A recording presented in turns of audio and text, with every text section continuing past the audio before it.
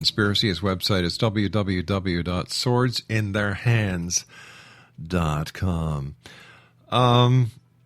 What do you think the founding fathers would say all these years later on if they were able to come back from wherever you go when you pass on and meet at a local pub or a bar, sitting down, drinking a few brew, having some chicken wings, and looking at the headlines of the day? You know, you've got gun control, you've got immigration problems, you've got the terrorists, you've got Homeland Security. What do you think they'd say?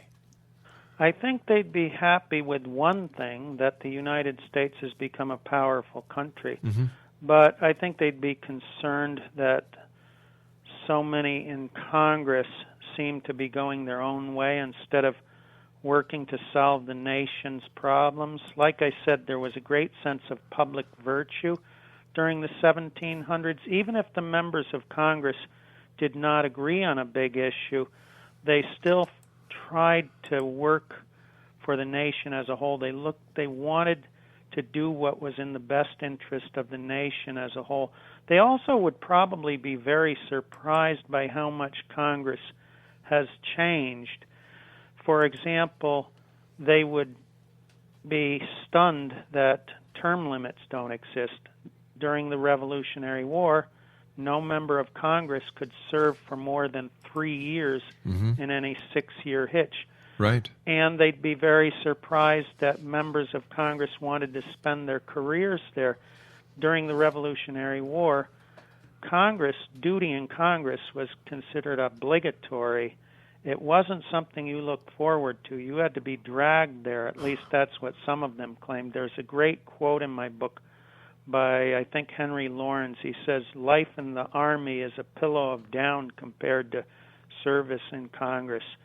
They didn't want to be there, but they went there as a duty. They were chosen by their states, and they went there and performed that duty, even though they didn't really like being there. So Congress is very different. Plus, they voted by state delegation, and there was only one chamber. They didn't have a Senate at that time. I think they'd be very surprised by how much Congress has changed in the more than 200 years since the Revolutionary War. Well, what is your message to the Exo Nation around the world? What would you like to leave them with tonight? Well, one message I'd like to convey is that when you hear people say, oh, a military coup or a dictatorship could never happen in America, you should say they're wrong, that a coup almost did happen. It was called the Newburgh Conspiracy. We shouldn't take our representative republic for granted. It's a good system of government, and it's sturdy, but it's not unbreakable. If we don't do the right things, we can lose the freedoms we have and the type of government we have. Again, Dave, I want to thank you so much for joining us. It's been a pleasure speaking with you, sharing history with you, and your knowledge, applying what happened so many years ago and bringing it into the future here into the year 2014. Congratulations on your book, and I look forward to the next time you and I meet here in the Exo. Thank you for the interview. I enjoyed it very much. It's my Rob. great pleasure, sir. Exo Bye. Nation, my guest this hour has been Dave Richards. He's the author of Swords in Their Hands, George Washington and the Newburgh Conspiracy.